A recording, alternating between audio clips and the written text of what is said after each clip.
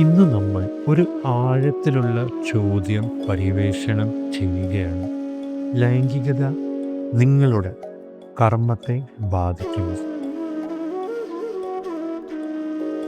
വിശുദ്ധ വേദപുസ്തകത്തിലെ ഉൽപ്പത്തി പുസ്തകം എന്താണ് ഈ ഒരു വിഷയത്തെക്കുറിച്ച് പറയുന്നതെന്ന് നമുക്ക് നോക്കാം. ഊർജ്ജസ്വലമായ മാലിന്യങ്ങൾ, അതായത് സ്പിരിച്വൽ ഡെബ്രിസിനെ കുറിച്ചുള്ള സാമുവൽ ഓൺവീറിൻ്റെ ആശയങ്ങളെക്കുറിച്ചും നമ്മൾ ഇതിൽ പഠിക്കുന്നുണ്ട്. മാനസിക സ്വാധീനങ്ങൾ നമ്മൾ ഇതിൽ പഠിക്കും. കർമ്മം യഥാർത്ഥത്തിൽ എന്താണ് അർത്ഥമാക്കുന്നതെന്ന് നമ്മൾ ഈ വീഡിയോയിൽ വ്യക്തമാക്കുന്നതായിരിക്കും. വിശുദ്ധ വേദപുസ്തകത്തിൽ പറയുന്നുണ്ട്, അതുകൊണ്ട് പുരുഷൻ അപ്പനെയും അമ്മയും വിട്ടുപിരിഞ്ഞ് ഭാര്യയോട് പറ്റിച്ചേരും, അവർ ഒരു ദേഹമായി തീരും. ഉൽപ്പത്തി പുസ്തകം 2-ാം അധ്യായം 24-ാം വാക്യം. വിവാഹം യഥാർത്ഥത്തിൽ രണ്ട് ആത്മാക്കളെ ഒന്നിപ്പിക്കുന്നു. ശാരീരികമായി മാത്രമല്ല, വൈകാരികമായി, മാനസികമായി, ഊർജ്ജസ്വലമായി. ലൈംഗിക ബന്ധത്തിൽ ഏർപ്പെടുമ്പോൾ ഒരു സ്ത്രീ തൻ്റെ പങ്കാളിയിൽ നിന്ന് അറ്റോമിക് വസ്തുക്കൾ ശേഖരിക്കുകയും സംഭരിക്കുകയും ചെയ്യുമെന്ന് ജ്ഞാനവാദിയായ സാമുവൽ ഓൺവിയർ മുന്നറിയിപ്പ് നൽകുന്നുണ്ട്. അതായത് മുൻ പ്രണയങ്ങളിൽ നിന്നുള്ള ഊർജ്ജസ്വലമായ അവശിഷ്ടങ്ങൾ ആഗിരണം ചെയ്യപ്പെടുകയും ആത്മീയ തടസ്സങ്ങൾ സൃഷ്ടിക്കുകയും ചെയ്യുന്നു. അദ്ദേഹം ഇങ്ങനെ പറയുന്നു: മറ്റൊരു പങ്കാളിയുമായി കഴിഞ്ഞിട്ടുള്ള ഒരാളുമായി ഒരാൾ ലൈംഗിക ബന്ധത്തിൽ ഏർപ്പെടുമ്പോൾ രണ്ടും ആറ്റോമിക് സത്തുക്കളെ ആഗിരണം ചെയ്യുന്നു, സ്വയം വിഷലിപ്തമാക്കുന്നു. അതായത് ഇതേ പോയിസൺ ദംസം. ആത്മീയ പാതയിൽ ഉള്ളവർക്ക് ഇത് കൂടുതൽ ആഴത്തിലുള്ള വെല്ലുവിളി സൃഷ്ടിക്കുന്നു. അവർ സ്വന്തം പോരായ്മകളെ മാത്രമല്ല, മറ്റുള്ളവരിൽ നിന്ന് ഊർജ്ജസ്വലമായി വഹിക്കുന്ന പോരായ്മകളെയും അവർക്ക് നേരിടേണ്ടി വരും. ഊർജത്തിനപ്പുറം ലൈംഗികത മാനസിക ചുറ്റുപാടുകളെ ലയിപ്പിക്കുന്നു. ദീർഘകാല പങ്കാളികളെ നമ്മളൊന്ന് നിരീക്ഷിക്കുകയാണെങ്കിൽ നമ്മൾക്കൊരു കാര്യം മനസ്സിലാകും. പലപ്പോഴും അവരുടെ പെരുമാറ്റത്തിലും കാഴ്ചപ്പാടിലും നല്ല സാമ്യം ഉള്ളവരായിരിക്കും അവർ. ലൈംഗിക ബന്ധം വൈബ്രേഷനെയും മനസ്സിനെയും എത്രത്തോളം മാറ്റുന്നു എന്നതിൻ്റെ തെളിവാണിത്.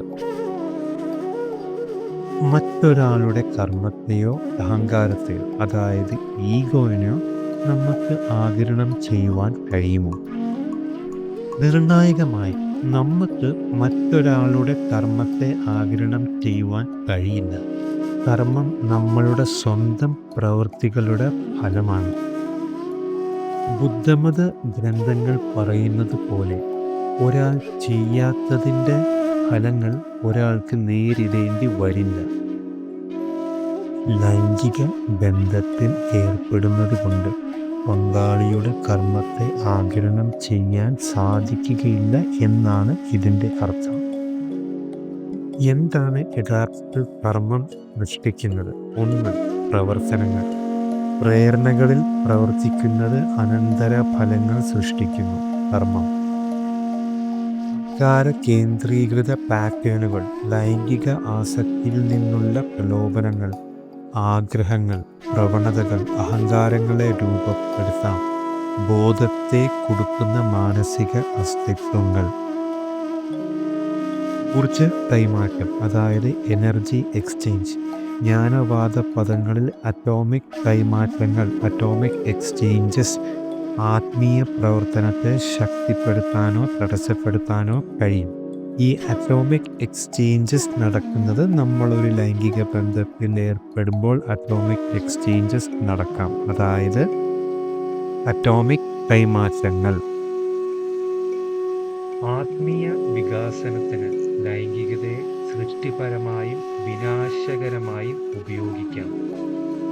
ആത്മീയ വികാസത്തിനായി ഉപയോഗിക്കുന്ന സൃഷ്ടിപരമായ ലൈംഗികതയുടെ ഒരു ഉത്തമ ഉദാഹരണമാണ് താന്ത്രിക ലൈംഗികത അല്ലെങ്കിൽ താന്ത്രിക് സെക്സ്.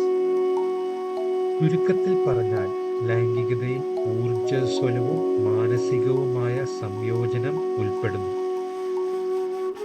നമ്മൾക്ക് മറ്റൊരാളുടെ കർമ്മം വഹിക്കാൻ കഴിയില്ല. പക്ഷേ നമ്മൾ ഇന്ധനമാക്കുന്ന ഊർജ്ജസ്വലമായ സ്വാധീനങ്ങൾ നമ്മൾക്ക് ലഭിക്കും. മറ്റുള്ളവരുടെ തെരഞ്ഞെടുപ്പുകളിൽ നിന്നല്ല, നമ്മളുടെ സ്വന്തം തെരഞ്ഞെടുപ്പുകളിൽ നിന്നാണ് കർമ്മം ഉണ്ടാകുന്നത്. ബോധപൂർവമായ ലൈംഗികത നമ്മളുടെ ആത്മീയ പുരോഗതിയെ സഹായിക്കുകയോ തടസ്സപ്പെടുത്തുകയോ ചെയ്യാം.